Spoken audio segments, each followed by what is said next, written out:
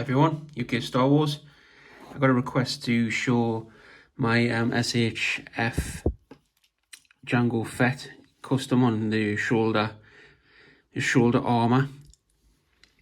I basically raised them up to get some better articulation, because the articulation, if you know this fig, is horrendous due to the shoulder armour and the shoulder pads.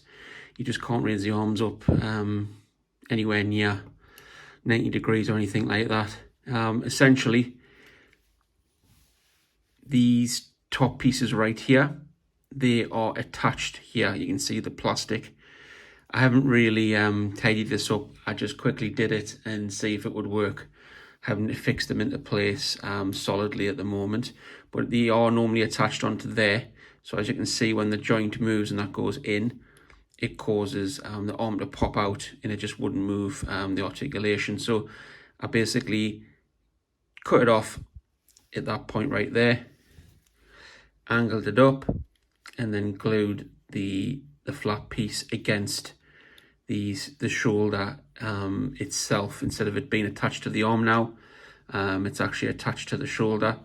It does give them a nice profile of the shoulders, clean lines. Like I say, I need to go in and reglue them into perfect position and maybe do a little bit of filling and then paint it silver to make it flush, so there's a bit of a better join there. But the way the shoulder pads on this older figure anyway, they don't look the greatest, but this is better than the articulation that we did have beforehand.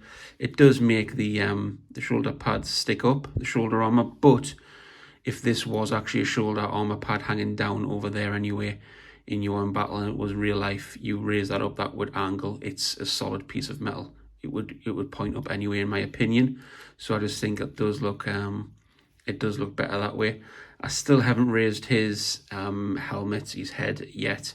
I need to find the peg, the slightly longer peg to do that. I don't want to make one myself. I'm going to buy a 3D printed one from someone. So if anyone knows, please give me a shout, because I do need one of those. I did fix the waist articulation. He's not completely stiff now, but that was it pulled apart. The joint is stiffer than what it was, because if you know, when you wobble it, originally it's so loose and it affects the figure standing.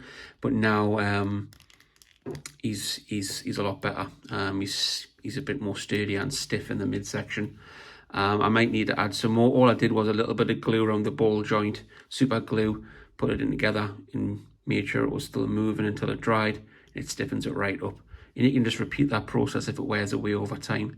If you're posing your fig or whatever you're doing, if you're just displaying it, you might be all right. So yeah, that was the shoulder armour. That's how to do it. Like I say, when you do glue it, I would use a really decent super glue. Have a clean cut, and then I would maybe find a way to join it up with the back piece of armour.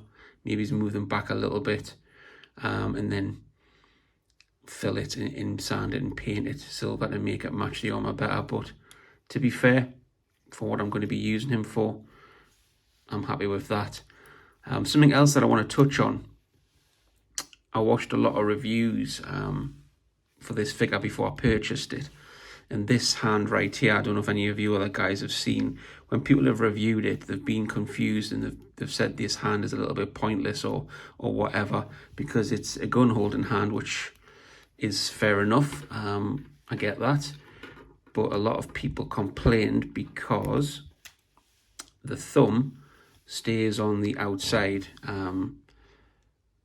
of the hold and the handle, sorry, but this is not really a fully fledged gun holding hand.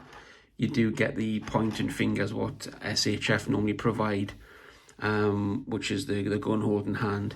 This hand is actually a bit of a gimmick hand. You can clip the trigger part onto his finger on different angles, and it is a gimmick in relation to his holster.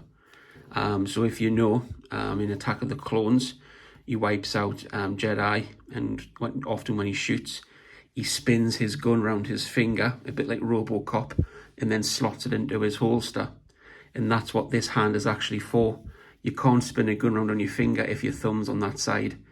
So that's why it's out of the way. And it just gives him that little bit of a pose where he's actually spinning it and then dropping it into the holster, which is what Boba Fett, his son, does in the Mandalorian movie. When he comes on the scene and he kicks ass and he kills all those stormtroopers, he does the same thing, spins it round and slots it into his holster. So that's what these hands are for, guys. Well, I think they're for that. There's no other explanation for it, but that's the one that makes the most sense. So yeah, it's for spinning the gun, showing off, basically doing a bit of cowboy style. So yeah, that's it. Like I say, it was just a quick video for the shoulder pads, really, but that hand was baffling a few people, so I hope that puts that to rest. Spread the word. Thanks a lot. Take care. Bye bye.